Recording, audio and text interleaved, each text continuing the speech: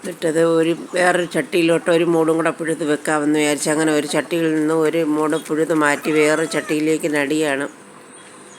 അങ്ങനെ നട്ടുവെച്ച് ഇനി ഇച്ചിരി വളം എടുത്തുകൊണ്ട് വന്ന് അതിൻ്റെ ചുവട്ടിൽ ഇട്ട് കൊടുക്കാമെന്ന് വിചാരിച്ച് പോയി വളം വാരാനായിട്ട് പോയി ഇച്ചിരി കമ്പോസ്റ്റ് വളം വാരി കൊണ്ടുവന്ന്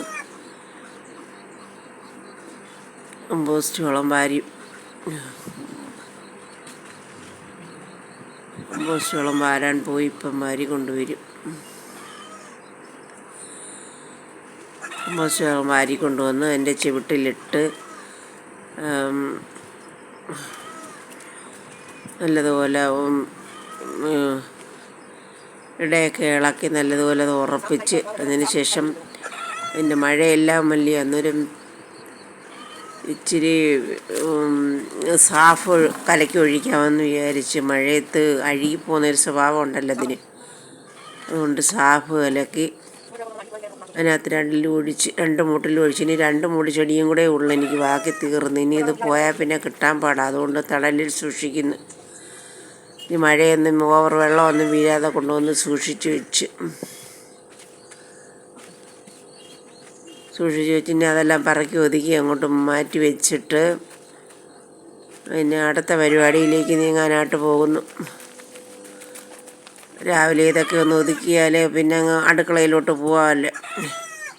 അടുക്കള ജോലികൾ ഒരുപാട് കിടക്കുന്നു. ഇനി പോയി ഇതിന് മുമ്പ് ഒരു 10-15 ദിവസമായ ഞാൻ പിന്നെ അഡീനിയം ഗ്രാഫ്റ്റ് ചെയ്ത് വെച്ചിരുന്നല്ലോ, നിങ്ങളെ കാണിച്ചിട്ടുണ്ടായിരുന്നു. അങ്ങനെ ഗ്രാഫ്റ്റ് ചെയ്ത് വെച്ച അഡീനിയമാണ് അതെടുത്ത് അതിനകത്ത് ഇച്ചിരി കൂടെ ഒക്കെ മരുന്ന് കിളിച്ചോന്ന് നോക്കിയാണ്ട് അഴുകിപ്പോയത്. കിളിച്ചോന്ന് നോക്കിയതിന് ശേഷം ഇച്ചിരി കൂടെ ഈ സാഫ് പുരട്ടി വെച്ച് കൊടുക്കാമെന്ന് വിചാരിച്ച മഴവെള്ളമൊക്കെ വീണ്ടും ചീത്തയായി പോകാതിരിക്കാൻ ഒരു അടീനിയത്തിൽ തന്നെ 3 കമ്പൊക്കെ വെച്ച് പിടിപ്പിച്ചതാണ്. അതുകൊണ്ട് അത് 3ഉം കിളിച്ച് പിന്നെ അത് ഇതഴുകിപ്പോയി.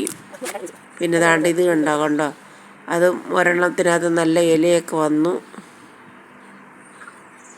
അതിനകത്ത് ഇച്ചിരി മരുന്ന് പുരട്ടി മഴയൊക്കെ ഇല്ലേ സാഫ് തേക്കുന്നത് നല്ലതാണ് അടീനിയത്തിന്. എപ്പോഴും അഴുകൽ രോഗമെന്ന് പറഞ്ഞാൽ അതിൻ്റെ കൂടപ്പിറപ്പാണ്. ഓവറായിട്ട് വെള്ളം കെട്ടിയിരുന്നാലും അത് അഴുകി പോകുന്നുണ്ട്. അത് അഴുകിപ്പോയതാണ്. ഒരു 15 മൂടൊക്കെ ഞാൻ വെച്ച് 15 മൂടൊക്കെ വെച്ചിട്ടുണ്ട്. അതൊക്കെ നല്ലതുപോലെ ഇല വന്നത് കണ്ടോ. അതിനകത്ത് കൂടെ സാവിട്ട് വെച്ച് അഴുകിപ്പോകാതിരിക്കാൻ പരമാവധി നമ്മൾ ശ്രദ്ധ കൊടുത്ത് അതിന് പരിചരണം കൊടുത്താൽ അത് കിളിച്ച് വരും. അങ്ങനെ വെച്ച് ഉണ്ട്, അതെല്ലാം കിളിച്ച്. പിന്നെ ഇതിൻ്റെ മണ്ടയും വെട്ടി വെച്ചതുണ്ടായിരുന്നു. അതിൻ്റെ ബാലൻസ് ഉള്ളത് അതും കുഴിച്ച് വെച്ച് അതും കിളിച്ച് 2-3-4 മൂട് അതും അങ്ങനെ കിളിച്ച്. ഇനി മഴ വരാതെ അതെല്ലാം പറക്കി മേളിൽ വെച്ച് ഇനി ഒരു 3-4 മൂട് അപ്പുറത്തിരിപ്പുണ്ട്. അതും കൂടെ എടുത്തുകൊണ്ട് വരട്ടെ, നോക്കട്ടെ പോയി. എല്ലാം സാഫ് വരട്ടെ. അതെല്ലാം അഴുകിയതാണ് ഇരിക്കുന്നത്. അഴുകിയത് വെട്ടി നമുക്ക് ഇനി പുതിയ തൈ ആക്കാം.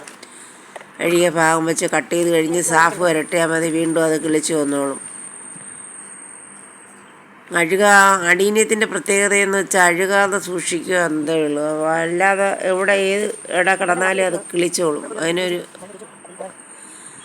പ്രത്യേകതയാണ് അതിൻ്റെ. 5-6 മൂടും കൂടെ ഉണ്ടായിരുന്നു. അതും നോക്കി അതെല്ലാം ഒരുവിധം എല്ലാം കിളിച്ച്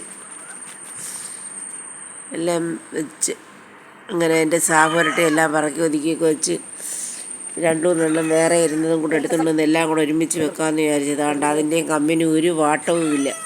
അതിനകത്തുനിന്ന് മുള വരുന്നുണ്ട്. നമ്മൾ ചെവിടി കട്ടിങ് പിടിപ്പിക്കുന്നതിനെക്കാട്ടി നല്ലതാണ് ഈ മണ്ടക്കമ്പുകൾ അതിനകത്ത് ചേർത്ത് വെച്ച് വി ഷേപ്പ് ആകൃതിയിൽ വെട്ടി വെച്ച് ഗ്രാഫ്റ്റ് ചെയ്യുന്നത് നല്ലതുപോലെ